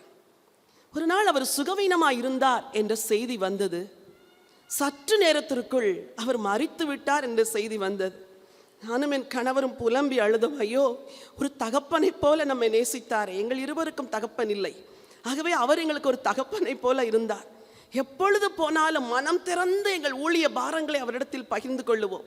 அவ்வளவு ஒரு தகப்பனுள்ளம் கொண்டவர் மரித்து விட்டாரே என்று அன்று இரவே அவரை பார்ப்பதற்காக மாங்காடு என்ற இடத்திற்கு ராத்திரியோடு ராத்திரியாய் கடந்து சென்றோம். அந்த ஆலயத்திலே அவருடைய சரீரத்தை வைத்திருந்தார்கள். அழகாக வெண்ணுடை அணிந்து அவரை இந்த பெட்டியில் வைத்திருந்தார்கள். மக்களெல்லாம் புலம்பி அழுதார்கள் எங்களை பார்த்தவுடன். இந்த போதகருடைய தம்பி சற்று நேரம் நாங்கள் போய் அவரை பார்த்து சற்று அமைதியான பிறகு எங்கள் அருகே வந்து நின்று சொன்னார், பிரதர் ஆண்ட்ரூ, நேற்றெல்லாம் நீங்கள் வந்து அவரை பார்ப்பீர்கள் என்று அண்ணன் உங்களுக்காய் காத்திருந்தார். நீங்கள் வர முடியாத சூழ்நிலையில் இருந்தீர்கள். இந்தாருங்கள், உங்களுக்கு அவர் கொடுக்க வேண்டிய காணிக்கையை ஆண்ட்ரூ வந்தால் கொடுத்துவிடு என்று சொல்லி என் கையில் கொடுத்து சென்றார் என்று. ஐயோ, எங்கள் உள்ளமெல்லாம் உடைந்து போனது. சவப்பெட்டியின் முன்னாக நிற்கிறோம். அவர் வந்து அந்த காணிக்கை கொடுத்து அவர் அழுகிறார், நாங்கள் அழுகிறோம். எங்கள் இருதயமெல்லாம் உடைந்து போய்விட்டது. ஒரு தாசன் மரணத்திற்கு முன்பாகவும் நேசித்தார், அவர் அன்பை மரணத்திற்கு பின்பாகவும் வெளிப்படுத்தினாரே என்று. என் கணவர் பல ஆண்டுகளாக அதை பத்திரமாகவே வைத்திருக்கிறார். அந்த பணத்தை நான் எடுக்க மாட்டேன் என்று. ஒரு ஆண்டவர் இருக்கிறார். அவர் உங்கள் கண்ணீரை துடைக்கிறவர். எல்லா முகங்களிலும் இருந்து கண்ணீரை துடைக்கிற ஒரு ஆண்டவர் நமக்கு இருக்கிறார். அவர் கடின இருதயம் உள்ளவர் அல்ல. இயேசுவின் அன்பை புரிந்து கொள்ளுங்கள். ஜீவனோடு இருக்கும் போதும் மக்களை நேசித்தார். மரித்து பரலோகம் சென்ற பின்பு இன்றும் நேசிக்கிறார். அவரை போல ஒரு நேசர் இந்த உலகத்தில் இல்லை. உங்கள் கண்ணீரை அவர் துடைப்பார். மார்த்தாள் மரியாள் என்ற ஒரு 2 பெண் பிள்ளைகள் இருந்த ஒரு வீட்டிலே மரணம் நடந்தது. லாசரு மரித்து விட்டான். எல்லா விஷயம் தெரிந்து இயேசு தாமதமாய் செல்லுகின்றார். அந்த சம்பவத்தை வாசிக்கும் பொழுதெல்லாம் என் உள்ளம் உடைய. அங்கே யூதர்கள் எல்லாரும் கூடி வந்திருக்கிறார்கள். மார்த்தாள் மரியாள் உள்ளத்தில் ஏராளமான கேள்வி. நம்மை இவ்வளவு நேசித்தாரே, அவரை இவ்வளவு உபசரித்தோமே, அவர் வரவில்லையே என்று. வசனம் சொல்லுகிறது, யூதர்கள் எல்லாரும் அழுது கொண்டிருந்தார்கள் என்று. அந்த வசனத்தை வாசிக்கும்படி விரும்புகின்றேன். 11ஆம் அதிகாரம் 33ஆம் வசனம். அவள் அழுகிறதையும் அவளோடு கூட வந்த யூதர்கள் அழுகிறதையும் இயேசு கண்டபொழுது ஆவியிலே கலங்கி துயரமடைந்து. நன்றாய் கவனியுங்கள். ஒரு வாலிபன் மரித்து விட்டான். உடன் பிறந்தவர்கள் அழுகிறார்கள், குடும்பத்தார் அழுகிறார்கள், அளவே தேவை இல்லாத ஒருவரும் அழுகிறார். என்ன ஒரு வார்த்தை! இயேசு கண்ணீர் விட்டார் என்று. இயேசு கண்ணீர் விடுவதற்கு அங்கே என்ன காரணம்? அவர் உயிரோடு தான் எழுப்ப போகிறார். இது எதை சொல்லுகிறது தெரியுமா? அவருடைய பாசமுள்ள அன்பை சொல்லுகிறது, இருதயத்தை சொல்லுகிறது. கர்த்தராகிய தேவன் எல்லா முகங்களிலும் இருந்து கண்ணீரை துடைப்பார். உலகத்திலே மரணம் என்பது கொடுமையானது. எல்லாரையும் வாரிக்கொண்டு போகிறது. மரணம் இல்லாத வீடுகள் இல்லை. நீங்கள் எதற்கு அழாத ஒரு நபராக இருந்தாலும் உங்கள் வீட்டில் ஒரு மரணம் நடக்கும் பொழுது அழுகிறீர்கள், புலம்புகிறீர்கள், துடிக்கிறீர்கள். எத்தனை ஆண்டுகள் கழித்து நினைத்தாலும் அந்த மரணத்தின் சோகம் மனதில் இருக்கிறது. முழு உலகத்தில் உள்ள மக்களுக்கு மாற்றப்பட முடியாத ஒரு துக்கம் என்ன தெரியுமா? மரணத்தின் மூலம் வருகிற துக்கம். ஆனால் மரணத்தை ஜெயமாய் விழுங்கினதினால் கர்த்தராகிய தேவன் எல்லா முகங்களிலும் இருக்கிற கண்ணீரை துடைக்கிறாராம். ஹல்லேலூயா! ஒரு கிறிஸ்தவனுக்கு, ஒரு கிறிஸ்தவளுக்கு, ஒரு தேவ பிள்ளைக்கு மரணம் என்பது நிரந்தரம் அல்ல, அது ஒரு நித்திரை. ஒரு நாள் அந்த மரணத்தை ஜெயித்த ஆண்டவர் வருவார். அன்றைக்கு மரித்தோர் உயிரோடு எழுந்திருப்போம். அதுதான் நம்முடைய நம்பிக்கை. ஆண்டவர் தருகின்ற மிகச்சிறந்த ஆசீர்வாதம். மரணத்தை ஜெயித்தார், கண்ணீரை துடைத்தார். மரணமில்லாத ஒரு வாழ்வு பரலோகில் இருக்கிறது. அதற்குத்தான் ஆயத்தமாகி கொண்டிருக்கிறோம். ஹல்லேலூயா! 5ஆவதாக, இதே அதிகாரத்தில் சொல்லப்பட்ட அடுத்த வசனத்தை வாசியுங்கள். அவர் மரணத்தை ஜெயமாக விழுங்குவார். கர்த்தராகிய தேவன் எல்லா முகங்களிலிருந்து கண்ணீரை துடைத்து தமது ஜனத்தின் நிந்தையை பூமியில் இராதபடிக்கு முற்றிலும் நீக்கி விடுவார். கர்த்தரே இதை சொன்னார். 5வது ஆசீர்வாதம், தமது ஜனத்தின் நிந்தையை பூமியில் இராதபடிக்கு நீக்கி போடுவார். சிலுவையில எதை செய்தார்? மரணத்தை ஜெயித்தார், நிந்தையை நீக்கினாராம். அது என்ன நிந்தை? உலகத்திலே ஒவ்வொரு தேவ பிள்ளைக்கும் ஒரு நிந்தை இருக்கிறது. சமுதாயத்தில் நாம் ஆண்டவருடைய பிள்ளைகள் என்று சொல்லுகிறோம். பல நேரங்கள் நம்முடைய வாழ்வில் நடக்கிற காரியங்கள் அவர் நாம மகிமைக்காய் நடப்பதில்லை. இது நிமித்தம் நிந்தை. உதாரணமாக, எலிசபெத் என்ற ஒரு பெண் இருந்தாள். அவளும் அவளுடைய புருஷனும் தேவனுக்கு பயந்தவர்கள், தேவனை நேசித்தவர்கள். கர்த்தரிட்ட சகல கற்பனைகளின்படி, சட்டங்களின்படி, பிரமாணத்தின்படி தேவனை சேவிக்கும்படி தங்களை அர்ப்பணித்தவர்கள். அவளுடைய கணவனாகிய சகரியா ஆசாரிய ஊழியம் செய்கிறவர். ஆனால் வாழ்க்கையை பார்த்தால் பிள்ளை இல்லை. நிந்தையா இருக்குமா இல்லையா? நிந்தை, நிந்தை. அவர்கள் கலங்கி இருப்பார்கள். ஒரு ஆசாரியன் மரிக்கும் பொழுது அவனுடைய பிள்ளை ஆசாரிய பட்டத்திற்கு வர வேண்டும். சகரியாவிற்கு வயது ஆக ஆக உள்ளமெல்லாம் யோசித்திருக்கும், ஐயோ, எனக்கு பின்பு ஆசாரிய பட்டத்திற்கு வருவதற்கு ஒரு பிள்ளை இல்லையே. தேவன் நிந்தையை நீக்குகிறவர். எலிசபெத்துக்கு அற்புதமாய் ஒரு குழந்தையை கொடுத்தார். எலிசபெத் சொன்னார், ஜனங்கள் நடுவே எனக்கு இருந்த நிந்தையை நீக்கும்படி கர்த்தரின் நாட்களில் என் மேல் கடாட்சம் வைத்தார் என்று. என் அன்பு தேவனுடைய பிள்ளைகளே, கிறிஸ்துவின் உயிர்த்தெழுதல் எதை சொல்லுகிறது? கிறிஸ்துவின் மரணம் எதை சொல்கிறது? உங்கள் நிந்தையும் நீக்கப்படும் என்று சொல்லுகிறது. எங்கள் ஊழியத்திலே ஒரு அன்பு சகோதரி, ஒரு தம்பதியர் இருக்கிறார்கள். திருமணமாகி 15 ஆண்டுகளாக அவர்களுக்கு பிள்ளை இல்லை. ஊழியத்தை உற்சாகமாய் செய்கிறவர்கள், நன்றாய் தேவனை சேவிக்கிறவர்கள். நாங்களெல்லாம் எவ்வளவோ ஜெபம் செய்து பார்த்தோம், 15 ஆண்டுகளாக பிள்ளை இல்லை. எந்த திருமண வீட்டிற்கு போனாலும் உடனடியாக அவரிடத்தில் கேட்பார்களாம், சகோதரி உங்களுக்கு எத்தனை பிள்ளைகள் என்று. துக்கத்தோடு வருவார்களாம். இதனால் பல திருமண வீடு நல்ல நிகழ்வுகளுக்கு போவதே இல்லை. எவ்வளவோ பணம் செலவழித்து, எவ்வளவோ பணத்தை செலவழித்து வைத்தியமெல்லாம் செய்தார்கள், ஒன்றும் நடக்கவில்லை. கடைசியிலே ஒரு பிள்ளையை தத்தெடுக்க வேண்டும், இனிமேல் ஊழியம் செய்யக்கூடாது, பட்டணத்தின் அடுத்த பகுதிக்கு மாறி சென்று விட வேண்டும் என்று தீர்மானம் செய்தார்கள். அன்று இரவு நான் அவர்களிடத்தில் தொலைபேசியில் கேட்டேன், ஆண்டவர் சொல்லித்தான் நீங்கள் தீர்மானிக்கிறீர்களா, ஏன் சற்று காத்திருக்க கூடாது என்று சொல்லி. நல்ல ஆண்டவர் பாருங்கள், அன்று இரவு அவர்களோடு கூட பேசியிருக்கிறார். அவர்கள் வழக்கமாய் செக்கப் பண்ண போவது போல மறுநாள் அவர்கள் போக வேண்டும். அந்த மாதம் அவர்கள் ஒரு கர்ப்பத்தின் கனியை எதிர்பார்த்து ஜெபித்து கொண்டிருக்கிறார்கள். சூழ்நிலைகளும் அதற்கு ஏற்ற விதத்தில் இருந்தது. சொன்னார்களாம், இன்றைக்கு நாங்கள் போகிறோம், மருத்துவ ரிப்போர்ட் பாசிட்டிவ் என்று வந்தால் இங்கே இருப்போம், இல்லை என்றால் இந்த இடத்தையே வைண்டப் பண்ணி ஊழியத்தை விட்டே போய்விடுவோம் என்று தீர்மானம் செய்து மறுநாளில் போய் செக் பண்ணா பிரெக்னன்சி பாசிட்டிவ் என்ற ரிசல்ட்டை கைகளில் பெற்றார்கள். ஹல்லேலூயா! இன்னைக்கு ஒரு அழகான பெண் குழந்தையை கையில் ஏந்தி இருக்கிறார்கள். எத்தனை வயதில் குழந்தை பிறந்தது தெரியுமா? 42 வயதில். 42 வயதில் இயற்கை முறையில் எல்லா ட்ரீட்மெண்ட்டும் ஓவர் ஆயிடுச்சு. இயற்கையாக கர்ப்பம் தரித்து ஒரு அழகான பெண் பிள்ளையை ஆண்டவன் நாம மகிமைக்காய் பெற்றெடுத்து வாழ்ந்து கொண்டிருக்கிறார்கள். இயேசு கிறிஸ்துவுடைய மரணம் உங்கள் நிந்தையை நீக்கும். எது உங்கள் வாழ்வின் நிந்தை? அன்றைக்கு இஸ்ரவேலருக்கு ஒரு பெரிய நிந்தை. கோலியாத் வந்து நிற்கிறான், ஜீவனுள்ள தேவனை நிந்திக்கிறான். இன்றைக்கு இந்த உலகம் ஜீவனுள்ள தேவனை நிந்திக்கிறது. உலக மக்கள் உங்களுக்கு ஆண்டவர் மேல் இருக்கிற நம்பிக்கை நிந்திக்கிறார்கள். ஆனால் உயிர்த்தெழுந்த ஆண்டவர், மரணத்தை ஜெயமாய் விழுங்கினவர் சொல்லுகிறார், நிந்தையை பூமியில் இராதபடிக்கு நீக்கி போடுவேன் என்று. ஒரே ஒரு வசனத்தை இறுதியாக நான் வாசித்து ஜெபம் செய்ய விரும்புகின்றேன். நெகேமியாவின் புத்தகம் 2ஆம் அதிகாரம் 17ஆம் வசனத்தை வாசிக்கலாம். பின்பு நான் அவர்களை நோக்கி, எருசலேம் பாழா இருக்கிறதையும் அதன் வாசல்கள் அக்னியால் சுட்டெரிக்கப்பட்டு கிடக்கிறதையும் நாம் இருக்கிற சிறுமையும் பார்க்கிறவர்களே, நாம் இனி நிந்தைக்குள் இராதபடிக்கு எருசலேமின் அலங்கத்தை கட்டுவோம் வாருங்கள் என்று சொல்லி. நெகேமியாவின் நாட்களிலே எருசலேம் பாழாயிற்று, அலங்கம் இடிபட்டது.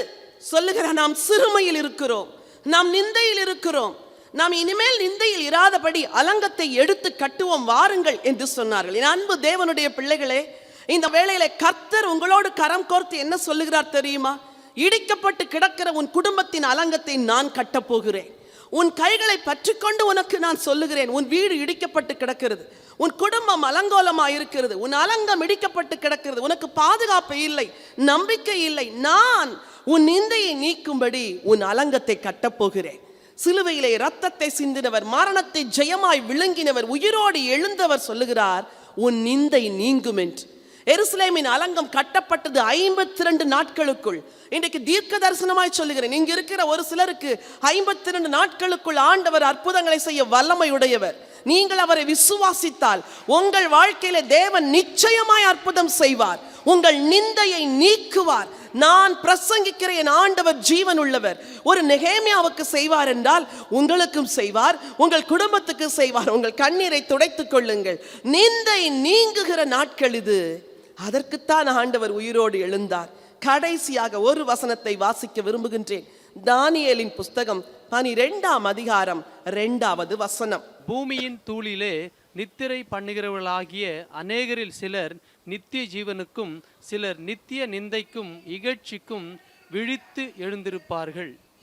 பூமியிலே சிலர் நித்திய ஜீவனுக்கும் சிலர் நித்திய நிந்தைக்கும் விழித்தெழும்புவார்கள். அந்த நித்திய நிந்தை என்ற வார்த்தை எதை குறிக்கிறது என்றால் நரகத்தை குறிக்கிறது. நித்திய நிந்தை. பூமியிலே கோடீஸ்வரர்கள் பலர் நித்திய நிந்தைக்குள் இருக்கிறார்கள். உங்களுக்கு தெரியுமா? ஐஸ்வர்யவான்கள் பலர், கொடிகட்டி பறந்தவர்கள் பலர், புகழின் உச்சியிலே வாழ்ந்த பலர் நித்திய நிந்தைக்கு காத்திருக்கிறார்கள். ஆனால் தேவ ஜனங்களாகிய நீங்களோ நித்திய ஜீவனுக்கென்று எழும்பும்படி இயேசு உங்களுக்காய் ரத்தம் சிந்தினார். ஒரு ராஜா ஒரு நாட்டை ஆண்டு கொண்டிருந்தாராம். இது ஒரு கதை. அவருக்கு ஒரு கண் சரியாய் தெரியாது, ஒரு கால் சரியாய் கிடையாது.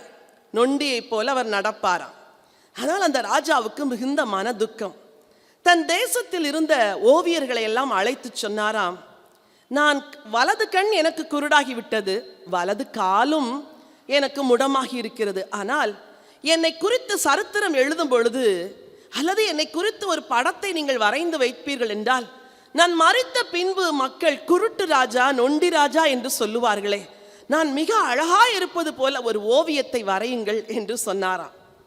எல்லா ஓவியர்களும் வந்து நின்று, ராஜா, நாங்கள் எப்படி வரைந்தாலும் உம்முடைய கண் குருடாய் இருப்பதை நாங்கள் போட்டுத்தான் ஆக வேண்டும். ஏனெனில் வேறு விதத்தில் உம்மை நாங்கள் காட்டினால் அது பொய்யாக படம் வரைந்தது போல இருக்குமே என்று எல்லா ஓவியர்களும் போய்விட்டார்களாம்.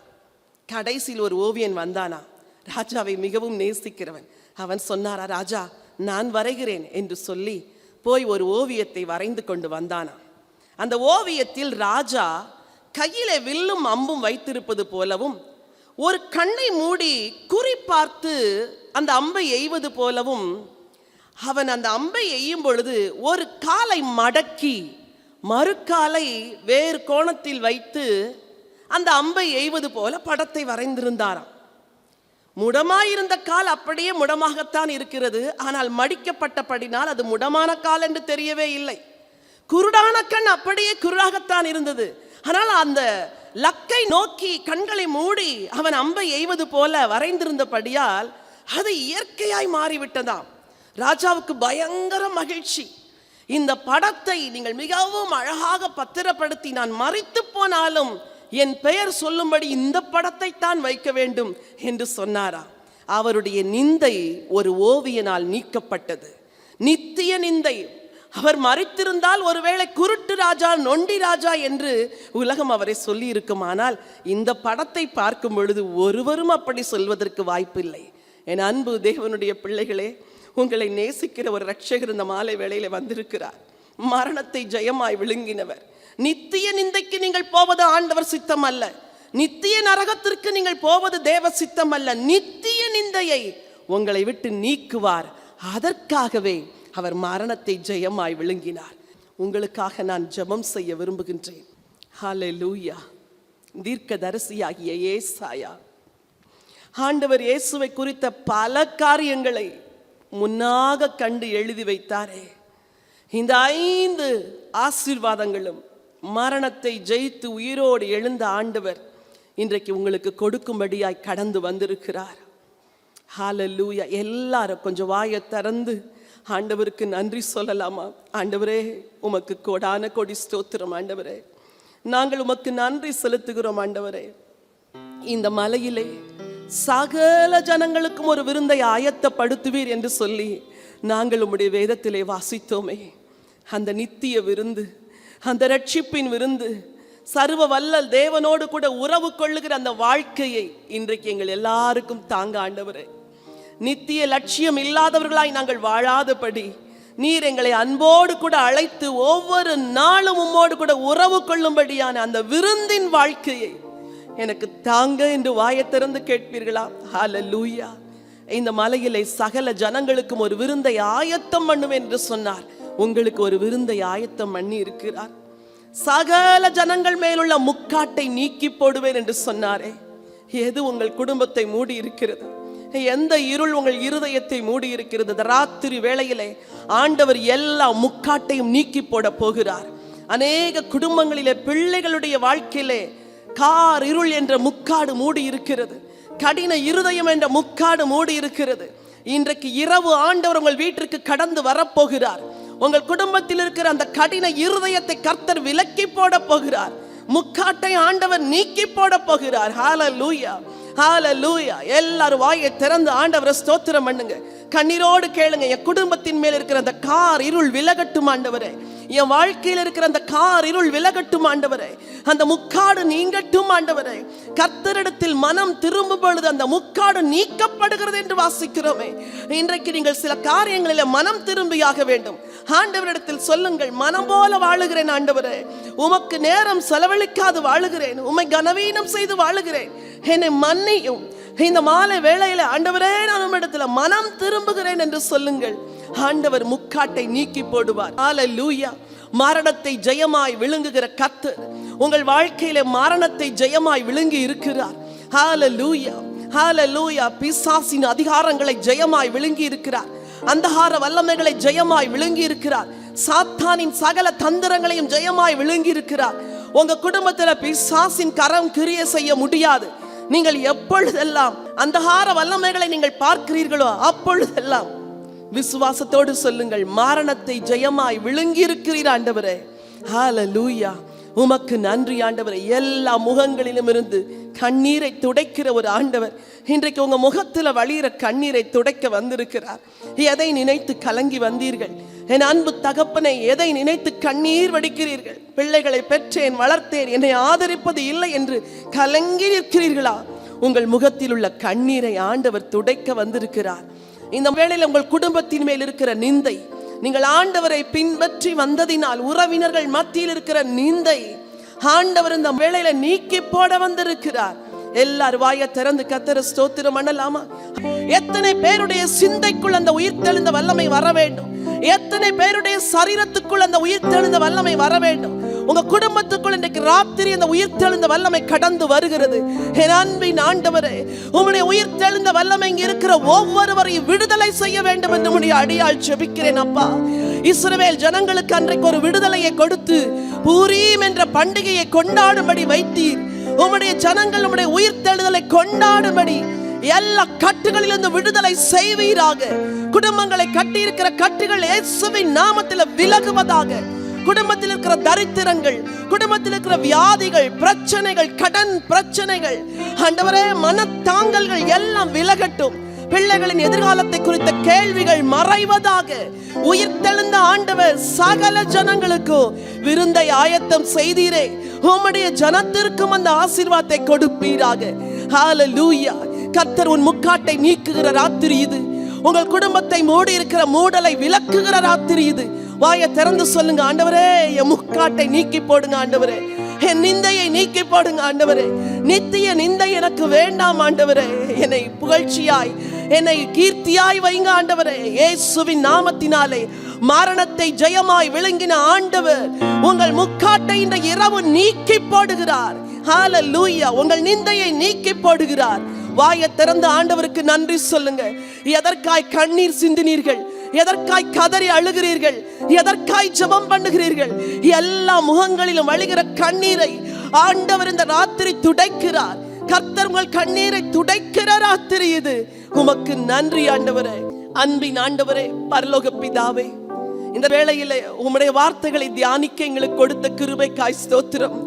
மரணத்தை ஜெயமாய் விளங்கின ஆண்டவர், அந்த ஜெயத்தின் ஆசீர்வாதங்களை உங்களுடைய பிள்ளைகளுடைய சிரசின் மேல் வைப்பீராக.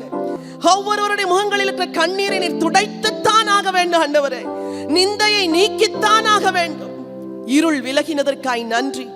எந்த காரியத்தில் உங்களுடைய பிள்ளைகள் மனம் திரும்பினார்களோ அந்த காரியத்தில் அந்த ஆசீர்வாதங்கள் அவர்களை தொடர்ந்து வழிநடத்த வேண்டும் என்று சொல்லி ஜெபிக்கிறேன் அப்பா. இந்த தீர்க்க தரிசன வார்த்தைகள் அவர்கள் இருதய பலகையில எழுதப்படுவதாக, 60-100 பலன் கொடுப்பதாக. பிசாசு இந்த வசனங்களை திருடாதபடி இயேசுவின் இரத்தத்தினால் வேலி அடைக்கிறேன். உம்முடைய ஆசீர்வாதங்கள் ஒவ்வொருவருடைய சிரசின் மேல் இறங்குவதாக. சபையின் ஆயரை ஆசீர்வதிங்க, துணை ஆயர்களை ஆசீர்வதிங்க, ஒவ்வொரு மக்களையும் ஆசீர்வதிங்க, ஒவ்வொரு குடும்பத்தையும் ஆசீர்வதிங்க ஆண்டவரே. மீட்பெரும் இரட்சகருமாம் இயேசுவின் நாமத்தில் இந்த ஆசீர்வாதங்களை எல்லாம் எடுத்து உங்க பிள்ளைகளுடைய சிரசில் வைத்து உமக்கு மகிமை செலுத்தி இரட்சகரும் மீட்பெருமாம் இயேசுவின் நாமத்தில் ஜெபிக்கின்றேன் ஜீவனுள்ள நல்ல பிதாவே.